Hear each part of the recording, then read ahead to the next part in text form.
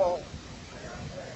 Once again, we take this opportunity to thank each and every one of you individually and all of you together collectively for allowing our civilization to communicate through this gate in this way at this time. Each and every time you afford us the opportunity to interact with your civilization. It is a great gift to us that allows us to experience through each and every one of your unique selves that many more facets of the multidimensional crystal of all that is. So we thank you for expanding our understanding of the many more ways that the infinite can express itself.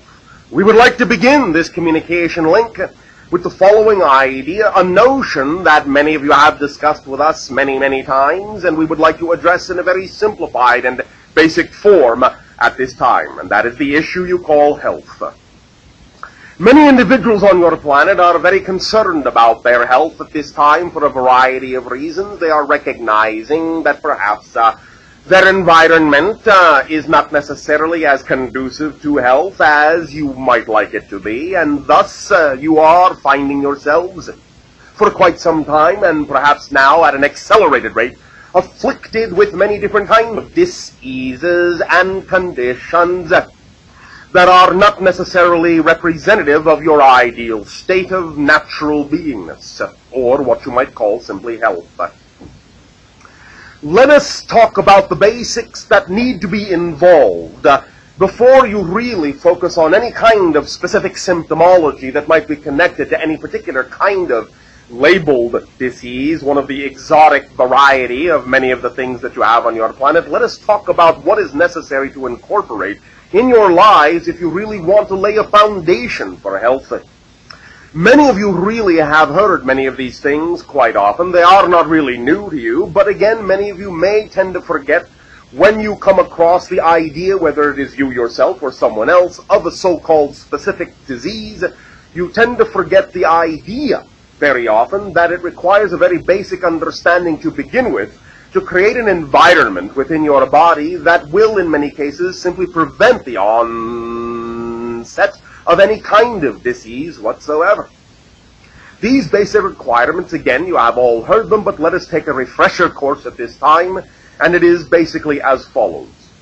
It really is, in your terms, quite a moot point to discuss any specificity about the idea of how to cure this, how to get rid of that, how to clear this and that up, unless and until each and every one is fully utilizing these simple principles in their life. And number one would simply be this: oxygen.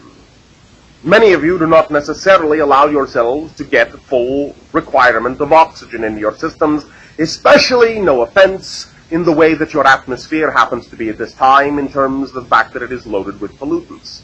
The idea, of course, is the oxygenation of the system is the primary fundamental key that allows all of your cells the capacity to build themselves in the way that they need to be built.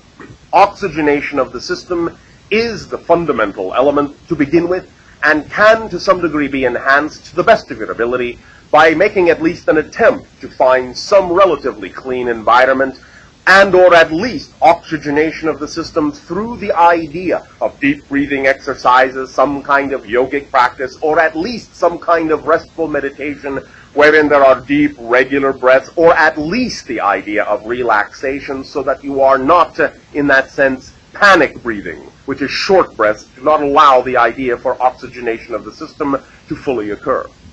Number one, then, oxygen, oxygenation of the system. Number two, hydration of the system. Do you have enough water? You are, as physiological beings, mostly water, yet many of you will ingest many things that will actually divest you of the hydration of your system, dehydrate you.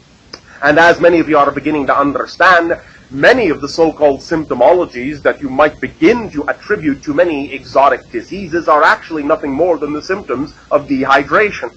In the sense, then, that your body is similar, in a sense, by analogy to a battery. If you do not have proper hydration, not enough water, then your cells, in that sense, can burn out, short out. You can become, in that sense, dry, like a battery, and cease to function, cease to become electrically conductive. And in that sense, also, lack of hydration, lack of water in the system will not allow your cellular structure to flush the toxins in your system from the system, and this can cause many forms of buildup that will allow the immunological system and many cellular and enzymatic functions to cease, thus again causing many different kinds of symptomologies that can then open the door and lead the way to opportunistic organisms to bring about more and more complete forms of disease. So, the second idea is hydration of the system. Each and every one of you must find that it will be generally acceptable to have between 1 and 2 quarts of water a day. Otherwise, you will find you may not really readily have enough. Now, of course, every single individual is different, but you must understand something very important. When you are actually thirsty, that is your body's final signal that you do not have enough water. If you had proper hydration, you would rarely ever be thirsty. So use that as a marker. Number 3, you have heard this, of course, many times, and again, it is of paramount importance and is not to be taken lightly. Exercise. Movement. Movement is like the ability to pump the body, to allow the muscles to function as pumps for the cellular structures, to allow the water to flush the toxins from the system, to allow there to be energetic revitalization, and allow there to be strengthening of the muscular and skeletal structures, to utilize all of the different mineralogical elements that are going into the body and to allow them to act as building blocks nutritionally. Exercise and movement also in that sense will be representative of being active, of being energetic, of flowing energy through you rather than allowing it to sit around and build up and convert itself into mass. In that sense, what you would call waiting to move. In that sense, in your language, then, the analogy of simply putting on weight because you are waiting to do something. The idea, then, is to understand that oxygen and hydration and movement are critical. Also, then, very important, number 4, the reduction of stress in the system. Again, many of the so-called symptoms that many of you attribute to the beginnings of disease are simply nothing more than the side effects of undue stress in your lives. We would highly and strongly recommend that you find any way, shape, and form to reduce the stress in your lives, and if that means letting go of those things such as work situations and so forth that you know in your heart of hearts do not serve you, I would recommend that you do so. Or at least use your imagination to find a way to convert that situation into something more exciting, more enjoyable, more relaxing for you. Reduction of stress is of paramount importance in your society. Number 5, the actual attempt at elimination of whatever toxins may already be in the system, removal of the toxins from the environment you are in, removal of the toxins, cleansing of the system for the buildup of toxins that may already be in the body is also of critical importance, and there are many different kinds of cleansing rituals that one can take advantage of to allow the system of the body to be cleansed out from the buildup that may have occurred over time, and to allow yourself to remove from the body many different kinds of heavy metal poisonings, and to allow yourself to pay attention to what it is you put in your body in terms of the pesticides and the heavy metal toxicity that may exist side by side with many of your foodstuffs. So removal of the toxins from the system is also of paramount importance.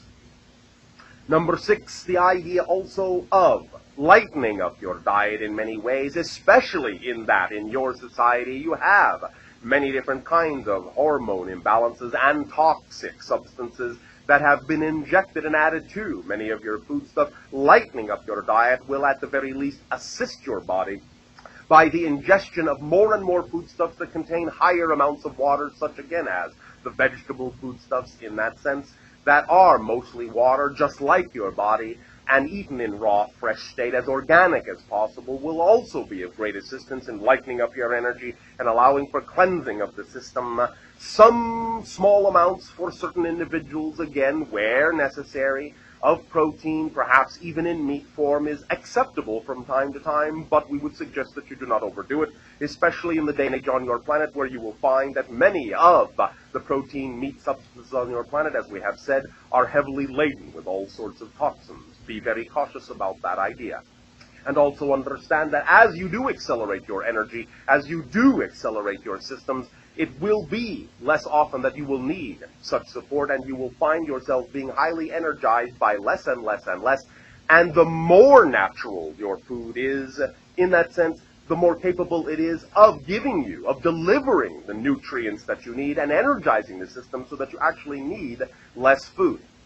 So you will find that these things will work hand in hand, that as you clarify your system, give it oxygen, give it water, reduce the stress, so on and so forth, your body will be, A, more receptive to the nutrients that are there in your natural foods, and as you then feed it more naturally, you will find that you will be energized and require far less. So these ideas are simply the foundation of health, and if you will allow yourself to recognize that these are very simple things that can be added to your life, you will understand that in, shall we just say, for analogy's sake, 99.99999999999% of the cases, these 6 ideas alone will eliminate almost any chance you will ever have of contracting any kind of disease in your life at all. So when you talk about the idea of how do we cure cancers, how do we cure AIDS, how do we cure this, how do we cure that, that's how you do it.